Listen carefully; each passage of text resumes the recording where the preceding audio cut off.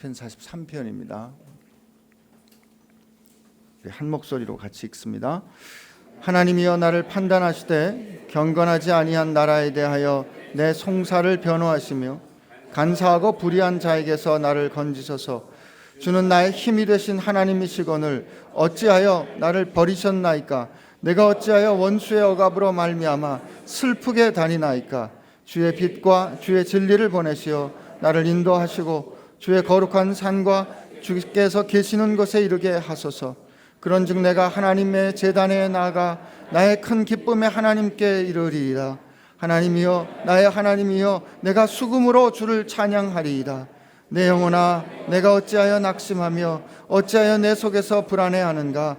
너는 하나님께 소망을 두라. 그가 나타나 도우심으로 말미암아 내 하나님을 여전히 찬송하리로다.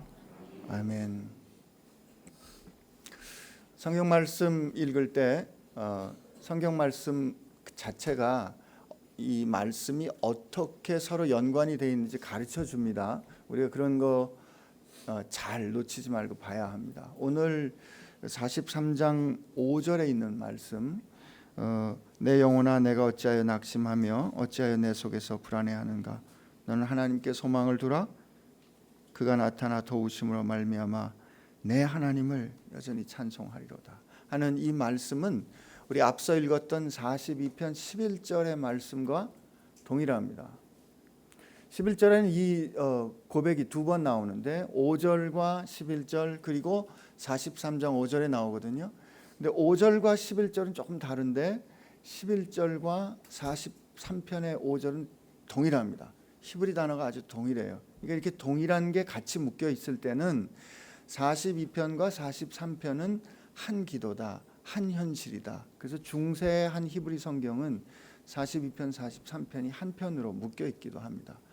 여기 이 43편에는 이 고라자손의 이런 제목이 없는 거는 위 42편과 연결이 돼 있다는 그런 뜻이기도 해요.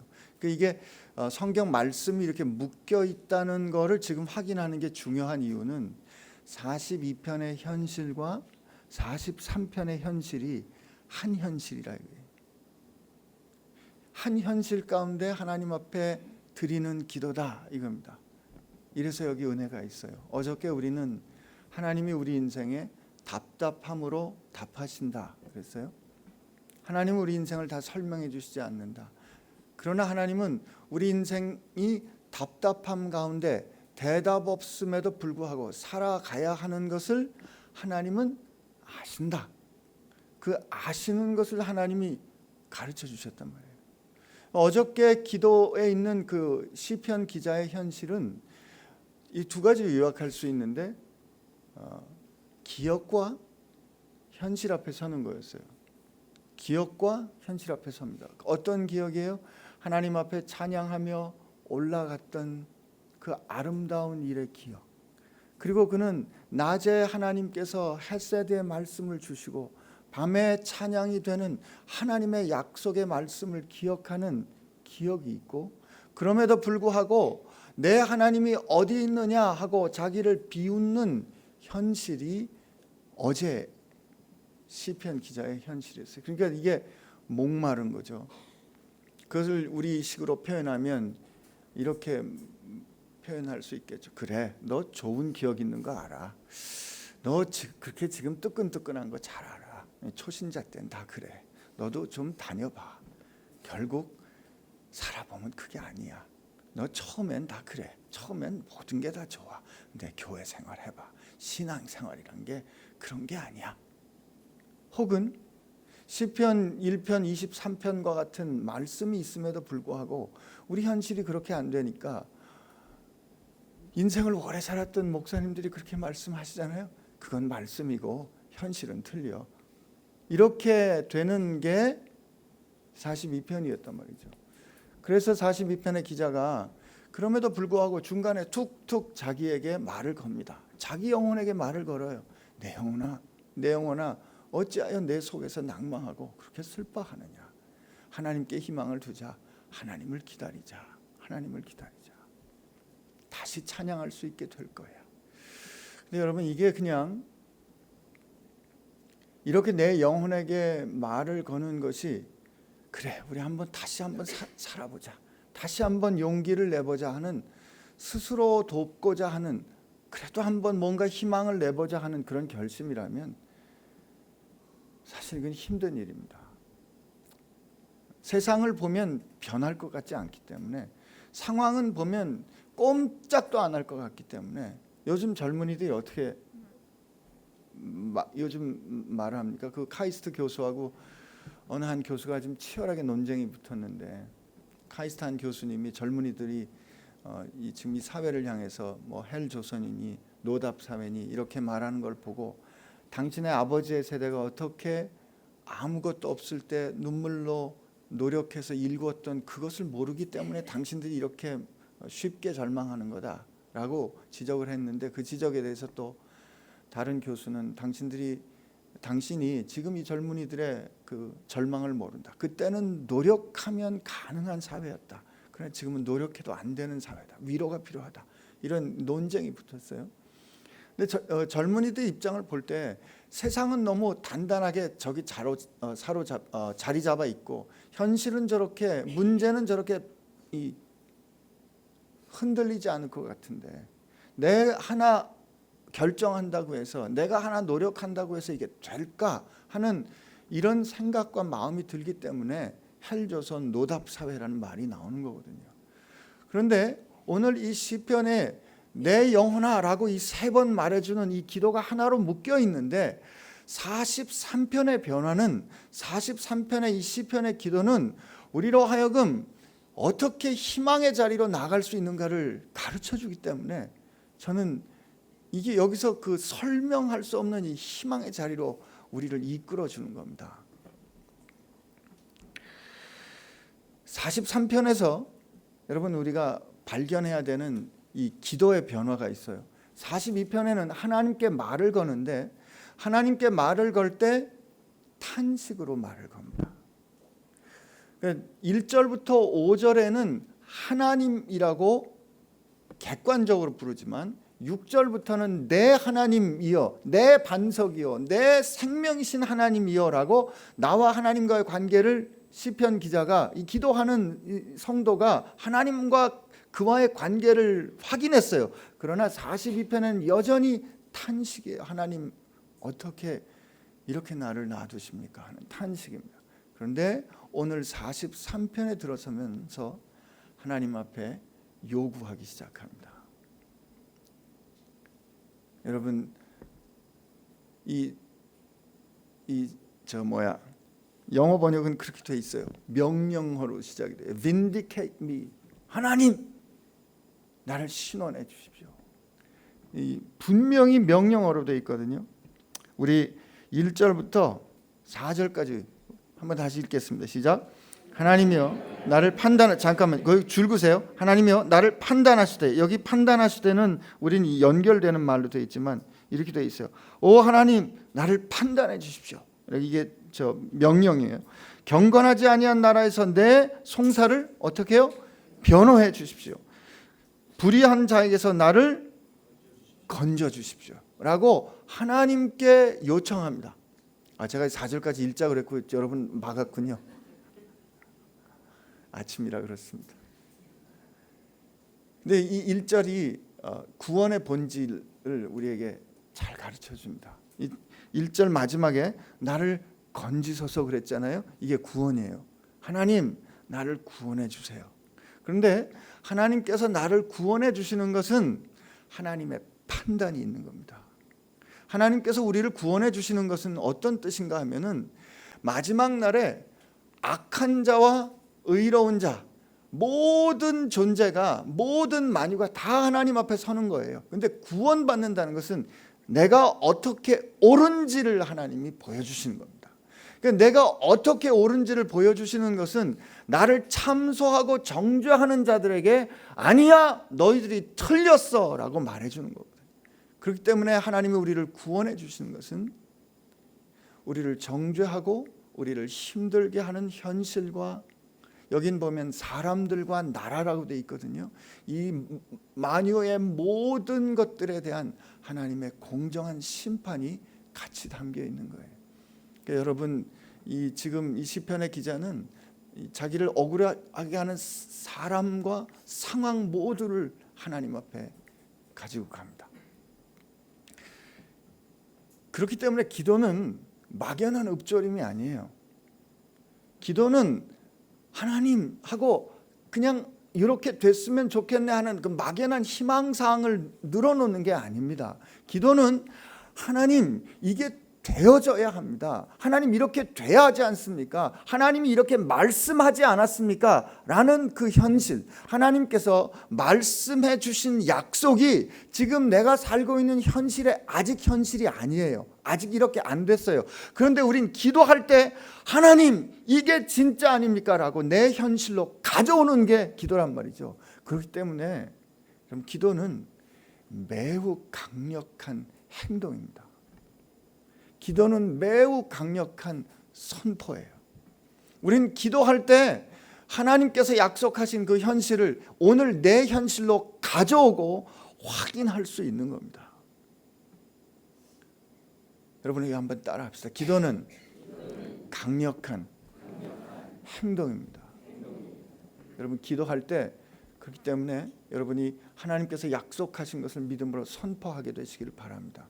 이 어떻게 성취되는지를 한번 보세요. 여전히 그의 현실은 2절 보니까 주는 나의 힘이 되신 하나님이시거늘. 여러분 이게 현실이에요. 이게 맞는 말이에요. 아멘이시죠? 주는 우리의 힘이 되신 하나님인데 어째서 내가 버려집니까? 하는 거예요. 왜 하나님 나를 버리십니까? 어찌하여 원수들의 억압으로 말미암아 슬프게 다닙니까? 이게 지금 기도하는 이의 현실입니다. 기도하기 참 어려워요. 하나님 계신지 믿기 참 어려워요. 하나님이 나와 함께 하시다는 게, 하나님이 내 힘이 되시다는 게 참 믿기 어려운데 그런 현실 가운데 기도하는 거예요. 그런데 여기서 원수의 억압으로 말미암아 슬프게 다닌다 하는 이 슬프다는 말이 히브리 말로 읽을 때 게달의 자손들 하는 그 게달이에요. 이게 캄캄하다, 검은색이다, 어둡다. 우리 정말 그때 내가 캄캄했어요. 너 왜 낯빛이 그렇게 시커멓게 됐어? 이렇게 말하잖아요. 이게 딱 그 뜻입니다. 하나님 어떻게 나로 하여금 저 원수의 억압 때문에 내가 이렇게 캄캄한 가운데 이 밤과 같은 때 하나님 다니게 놔두십니까? 이렇게 기도하는 거예요. 이렇게 읽을 때 그 다음에 시편 기자가 하나님 앞에 요청하는 게 비로소 우리가 깨닫게 돼요. 뭘 달라 그래요? 주의 빛과 주의 진리를 내게 보내주십시오. 이렇게 명령합니다. 하나님께 요청 주의 빛과 주의 진리를 보내주세요. 빛은 뭐예요? 내가 지금 어둠 가운데 다니니까 빛을 보내주세요 라고 말하는 거고요. 지금 내가 이리로 저리로 헤매고 다니는데 주의 진리라는 이 단어의 히브리 단어의 원래 느낌은 firmness예요. 흔들리지 않는다, 단단히 선다 이거예요. 하나님 내 인생이 더 이상 이렇게 부평초처럼 부유할 수는 없습니다. 내 인생이 더 이상 이렇게 흔들릴 수는 없습니다. 저 물결과 파도가 올 때 내 인생이 더 이상 흔들릴 수 없습니다. 물결이 오라고 하세요. 그 대신 나는 내 영혼에 닻을 내리고 흔들리지 않겠습니다 라는 요청인 거죠. 그리고 그가 뭘 하나님께 그 주의 빛과 진리를 내게 보내주어서 그들로 하여금 나를 인도하게 해주십시오. 나는 지금 어디 있어요? 저 요단계곡과 헐몬산에 있다 그랬잖아요. 주 계신 시온성과는 멀리 떨어진 저 북쪽의 변방의 갈릴리 쪽에 있어요. 낯선 곳에 있어요. 지금 내가 살아야 할 곳이 아닌 낯선 곳에 이방 땅에 있는데 주의 빛과 진리로 나를 이끌어서 그가 어떻게 시선이 가는지 보세요. 어디로 가라고요? 나를 인도하시고 주의 어디로? 거룩한 산. 이게 시온산이죠. 그죠? 그 다음에 거룩한 산 시온산이 있는 그 다음에 주께서 계시는 곳 어디? 성전, 장막. 그리고 그 다음 어디로 가요? 그런즉 내가 하나님의 계신 제단, 지성소에 들어가서 그 다음에 나의 큰 기쁨 대신 하나님께 이르리라. 나는 지금 하나님과 멀리 떨어져 있는 것 같은 저 이방 땅의 낯선 곳에 있는 이방인 나그네와 같이 살지만 하나님이 계신 그 산, 하나님이 계신 도성, 하나님이 계신 성전, 그 지성소, 하나님의 가슴, 그 하나님 앞에 가게 나를 이끌어 주십시오 라고 그가 이 답답한 현실 가운데 하나님 앞에 담대히 요구하는 거예요. 나는 우리 기도가 이렇게 되기를 바랍니다. 그렇게 될 때 하나님이여, 나의 하나님이여, 내가 수금으로 주님을 찬양할 거예요.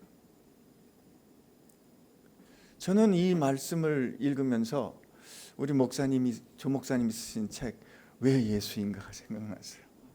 여러분, 이 시편의 기자는 안타까움 가운데 이렇게 고라자손이 기도했지만 이 고라자손의 기도는 어쩜 우리에게 예언이 성취됐는지를 보여줍니다. 이 시편의 기자가 어둠 가운데서 슬픔 가운데 유리방황하는 그가 빛을 보내주세요, 진리를 보내주세요 그랬는데 하나님께서 어떻게 우리에게 빛과 진리를 보내주셨어요? 나는 세상의 빛이다. 나는 길이요 진리요 생명이다. 그는 희망했습니다. 하나님, 내가 하나님의 산에, 그리고 하나님 계신 성전에, 주의 지성소에, 그리고 주님께 다다를 수 있도록 나를 이끌어 주세요. 그가 그렇게 가야 될 줄 알았어요. 그런데 우리에게 보여주신 하나님의 응답은 뭐예요? 우리에게 가르쳐 주신 하나님께서 보여주신 현실은 뭐예요? 우리가 갈 수 없으니까 이 캄캄한 현실 가운데 누가 오셨어요? 그 보좌에 계신 이가 우리 가운데 오셨잖아요.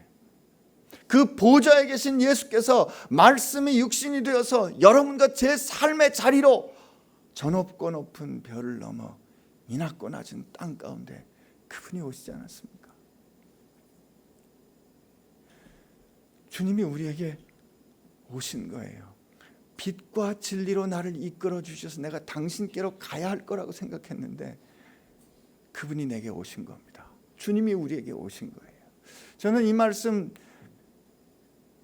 그래, 예수님이 우리에게 오셨지, 그렇기 때문에 우리가 이 모든 현실에서 다시 일어설 수 있지 하는 말씀을 발견하면서 로마서 7장 8장에 나오는 사도 바울의 고백이 생각이 났습니다.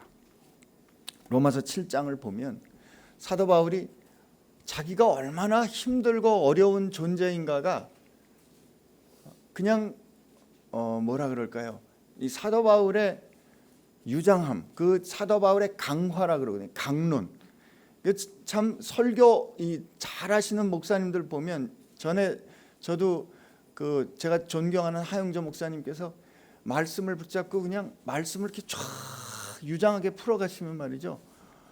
그 유장하게 그 풀리는 그 강화에, 강론에 그냥 이게 감동될 때가 있어요. 압도될 때가 있어요. 근데 그때 압도되는 건 어떻게 말씀을 저렇게 풀어가시나 하는 거에 압도가 되는 거예요. 로마서 7장을 보면 그렇습니다. 우리 현실에 대해서 그렇게 같은, 어쩌면 내 안에 또 다른 법이 있어서 내가 원하는 것은 행하지 않고 내가 원치 않는 것을 행하는가 하는 우리 인생의 실제에 대해서 사도 바울이 이렇게 완전히 폭로합니다. 근데 사도 바울이 아주 정직하게 우리 영혼을 해부해 놓고 보니까 21절에 보면, 그러므로 내가 한 법을 깨달았노니 곧 선을 행하기 원하는 나에게 악이 함께 있는 것이로다. 내가 속사람으로는 하나님의 법을 즐거워하되 내 지체 속에서 또 다른 법이 내 마음의 법과 싸워 내 지체 속에 있는 죄의 법으로 나를 사로잡아 가는 것을 보는도다. 오호라, 나는 곤고한 사람이로다. 누가 이 사망의 몸에서 누가 나를 건져내랴. 현실에 대한, 하나님 앞에서 하나님 말씀을 가지고 현실에 대해서 내 삶을 정확하고 정직하게 따져보니까 이 결론에 밖에 이르지 못하겠는 거예요. 나는 도저히 주의 법과 진리를 알았는데 그 주의 빛과 진리를 가지고 나를 비춰봤더니 오호라, 나는 곤고한 사람이로다. 이 사망의 몸에서 나를 건져낼 수가 없는 거예요. 그런데 그 다음에 사도 바울의 고백은 말이죠, 그 다음에 이어지는 사도 바울의 선언은 논증이 아니었습니다. 유장한 강화가 아니었어요. 그 다음에 7장 25호라, 나는 곤고한 사람이로다. 이 사망의 몸에서 누가 나를 건져내랴. 이게 큰일 났다. 그 다음에 어떻게 이게 풀릴까 했는데 25절에 보면 이렇게 돼 있어요. 우리 주 예수 그리스도로 말미암아 하나님께 감사하리로다.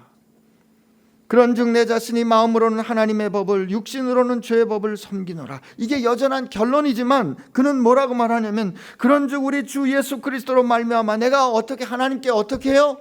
감사하리로다. 내가 하나님의 빛으로 진리로 깨달았어요. 깨달은 그걸로 가려고 했는데 갈 수 없는 내 자신을 깨달았는데 그가 갑자기 감사하거든요. 왜? 8장 1절에 보니까 그러므로 이제 그리스도 예수 안에 있는 자에게는 결코 정죄함이 없나니 이는 그리스도 예수 안에 있는 생명의 성령의 법이 죄와 사망의 법에서 너를 해방하였습니다. 사도 바울이 그가 이렇게 하나님 앞에서 기쁨을 선포하고 설명이 안 되게 하나님 앞에 나갈 수 있었던 이유는 빛 되시고 진리 되신 생명 되신 그분이 그에게 오셨기 때문에 그렇습니다. 오늘 하나님은 이 시편 43편의 기도에 대해서 우리에게 응답해 주셨습니다. 어떻게 해요? 예수께서 여러분에게 오심으로 응답해 주셨습니다. 주님은 우리에게 길을 가르쳐 주신 게 아닙니다. 그 대신 내가 길이라고 하셨습니다. 주님은 우리에게 진리를 가르쳐 주신 게 아니라 내가 진리라고 하십니다. 주님은 우리에게 빛을 보여주신 게 아니고 내가 빛이라고 하십니다. 나는 이 말씀을 생각할 때마다 우리가 지금 여전히 우리의 현실은 나의 힘이 되신 하나님, 내가 왜 아직도 어둠 가운데 있어야 합니까? 라는 게 우리 현실이에요. 그런데 그 현실 가운데 빛 되신, 진리 되신, 생명 되신, 길 되신 주님이 오셔서 내게 가르쳐 주시고 내게 비춰주시고 이끌어 주시는데 그것조차 힘들 땐 말이죠, 나와 동행하신 그분이 여러분과 저를 안아업어 마침내 우리가 가야 할 그 자리까지 이끌어 주실 줄로 믿습니다. 그러므로 여러분, 오늘 이 말씀, 오늘 함께 묵상한 이 말씀 5절의 말씀 우리 함께 선포하면서 우리 오늘 말씀 마칠 텐데요, 이제 그 예수님이 우리에게 오신 걸 우리가 안 이상 이 5절의 이 말씀은 막연한 희망이나 격려가 아닙니다. 우리는 우리 안에 승리하신 주님이 나와 함께 하신 것을 알았기 때문에 그분이 내 어둠조차 품으시고 주님이 함께 하실 때는 내게 어둠조차 어둠이 아니었습니다 라는 시편 기자의 고백처럼 내가 사망의 음침한 골짜기를 다닐지라도 내가 저 음부에 가서 내 자리를 펼지라도 주께서 거기 나와 함께 하신 것을 내가 알았기 때문에 우리는 오늘 이 5절의 말씀을 우리에게 고백할 때 이제 전혀 새로운 믿음과 확신을 가지고 소망을 가지고 오늘 우리 영혼에게 선포해야 될 줄로 믿습니다. 우리 함께 하나님 앞에서 그리고 내 영혼에게 이렇게 선포합시다. 5절 같이 큰 목소리 읽습니다. 내 영혼아, 내가 어찌하여 낙심하며 어찌하여 내 속에서 불안해하는가? 너는 내 하나님께 소망을 두라. 그가 나타나 도우심으로 말미암아 내 하나님을 여전히 찬송하리로다. 아멘. 주님 감사합니다. 우리가 주님 앞에 나가야 되는 줄 알았는데 열심히 노력하고 열심히 애쓰고 참고 씨름하고 어떻게든지 주님 계신 곳에 우리가 나가야 되는 줄 알았는데 그것이 아니었습니다. 그냥 주님께서 우리 가운데 오셨다는 사실을 오늘 알게 해주셔서 감사합니다. 그렇습니다. 주님, 이 모든 인생의 대답 없는 이 모든 인생의 답답함의 대답은 바로 당신이십니다. 그러므로 주님, 오늘 이후로 우리가 이 답답함을 살아가는 동안에, 오늘 이후로 이 캄캄함을 살아가는 동안에, 오늘 이후로 이 답 없음을 살아가는 동안에 주님을 바라보게 하여 주옵소서.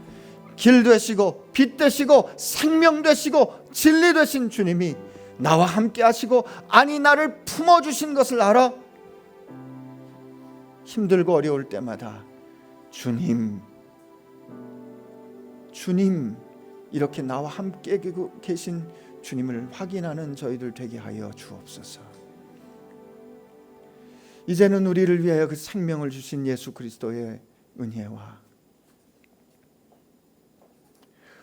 우리에게 오시어서 우리와 함께 하시기를 기뻐하시는, 우리를 품어주시는 하나님 아버지의 사랑하심과, 내가 혼자인가 생각할 때마다 아니야, 너 틀렸어, 내가 너를 지명해서 불렀어, 너는 내 거야 라고 그 소유됨을 증언해 주시는 성령님의 역사하심이 이제 슬픔과 죄의 자리에서 산 소망의 옷을 입고 그리스도를 옷 입고 일어서기로 결심하는 사랑하는 지체들과 교회 가운데 함께 하시기를 주의 이름으로 축원하옵나이다.